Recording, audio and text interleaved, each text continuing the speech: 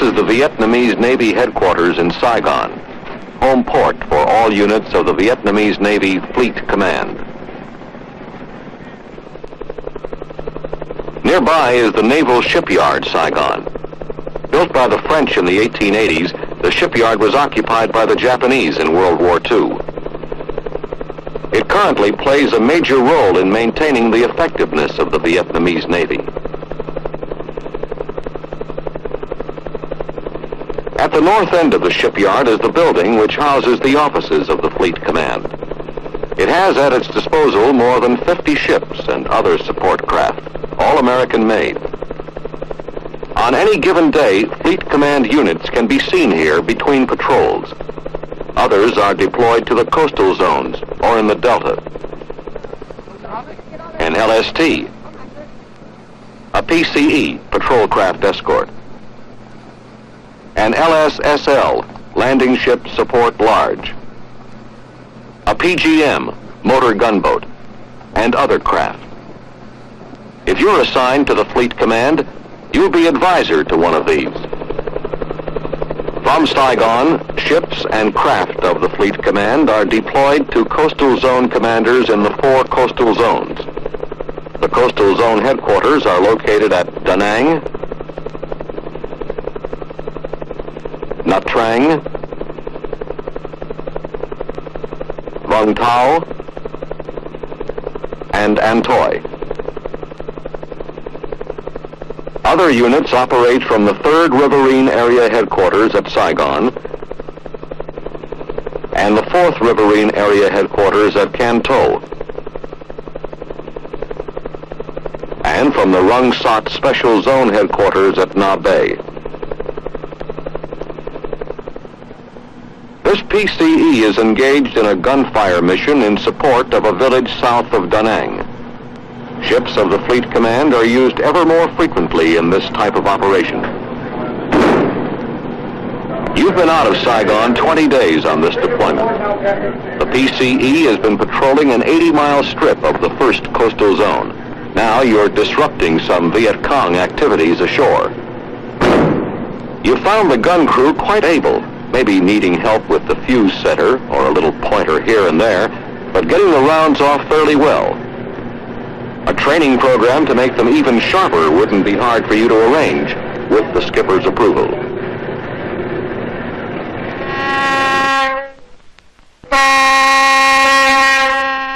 Your principal mission is patrol, to prevent infiltration by the VC or shipment of supplies to him. That means stopping as many of the junks, trawlers, and sampans as you can and searching them. You can't stop them all, there are just too many. But the commanding officer of your ship will concentrate on areas where the enemy is thought to be active and search as many as he can. This is a typical incident. The search of a junk laden with ice and vegetables in the Gulf of Thailand. Legitimate fishermen or traders will have identification papers. They'll be examined for possible forgery. Experienced searchers know pretty well where to look for contraband, amid the cargo, under the floorboards, in the bilge.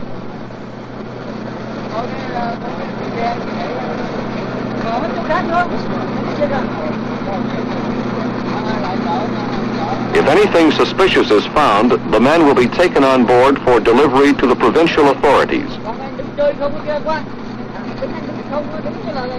If they're cleared, the CO will send them on their way after passing out psychological warfare material and thanking them for their cooperation.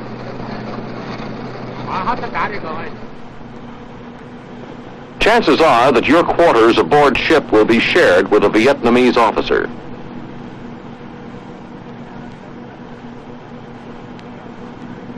It gets pretty hot in these latitudes.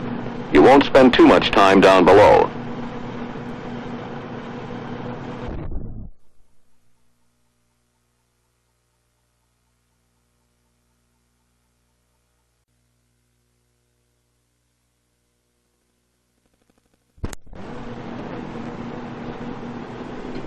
Rice, seafoods, and vegetables are basic to the Vietnamese mess.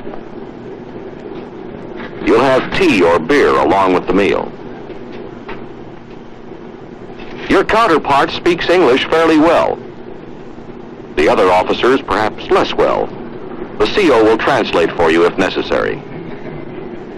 Some of them will have served aboard our 7th Fleet ships as part of their training. Others will have seen duty with the French, and some are ex-merchant marine sailors. For the most part, they like Americans and are glad to have you aboard.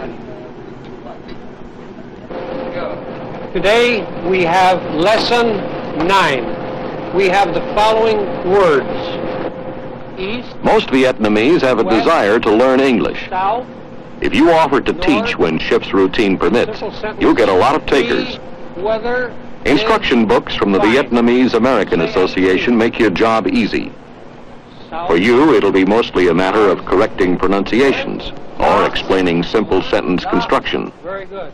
For the Vietnamese, it's a lot of fun, and they'll be practicing their new English words on you from then on. Good. Now, the weather is fine. The weather is fine. Very good.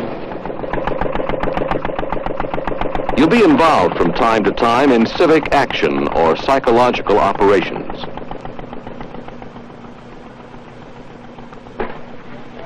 Today, you're going ashore with your counterpart to visit an isolated island village.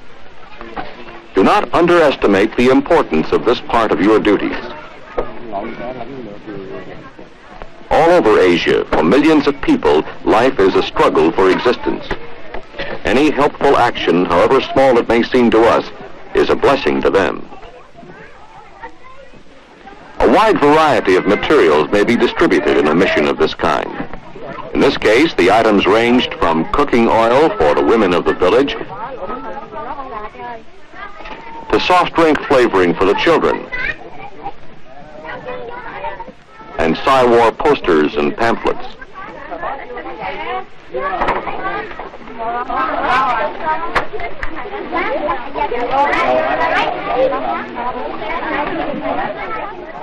At the same time, a Vietnamese Navy corpsman may set up a small clinic and do what he can to help the villagers with their medical problems. They seldom see a doctor, so this Vietnamese sailor is a welcome visitor. Your counterpart speaks briefly to the villagers, telling them the government is determined to throw the invaders out of the homeland. He asks the people to keep faith with their government, to resist the Viet Cong. It's a big day for the village. They won't forget it in a long, long time. When you're on patrol, you'll probably visit zone headquarters about once a week. The routine generally is 6 days at sea and 2 days alongside to take on fresh foods and fuel. This is Da Nang, headquarters of the 1st Coastal Zone. In port, you'll continue to check regularly with your counterpart and assist in any way you can, especially when it comes to planning your next operation.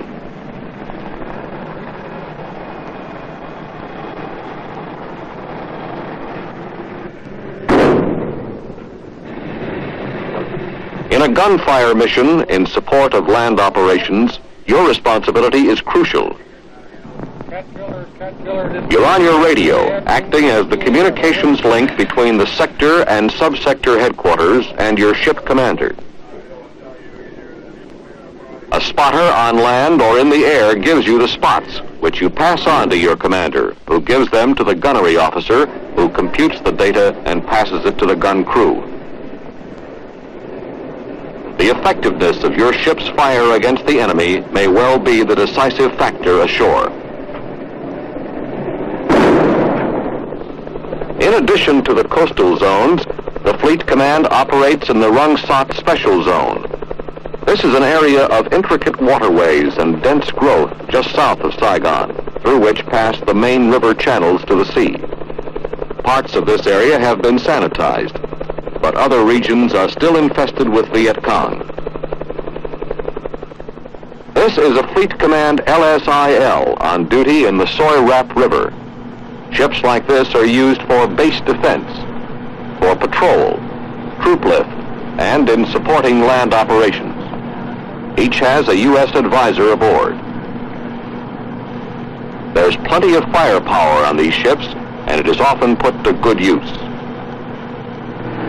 The LSSLs perform much the same function in the river environment.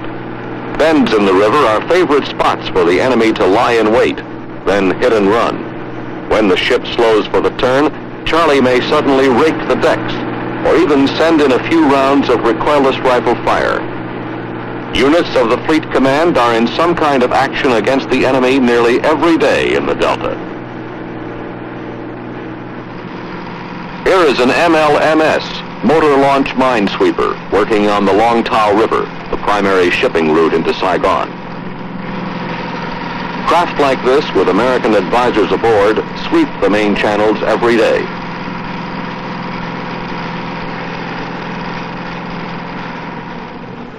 The PGMs, beyond their coastal surveillance tasks, are also getting into action in the Rung Sok more and more.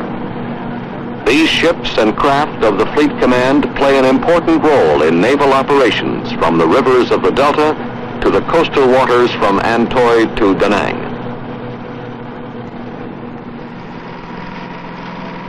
U.S. Navy advisors in Vietnam find themselves on many types of craft, in all kinds of environment and weather.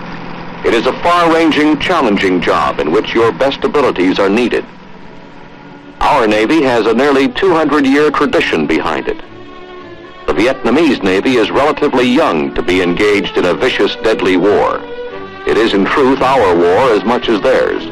Ours because South Vietnam is the focal point of the main communist thrust toward dominating all of Southeast Asia.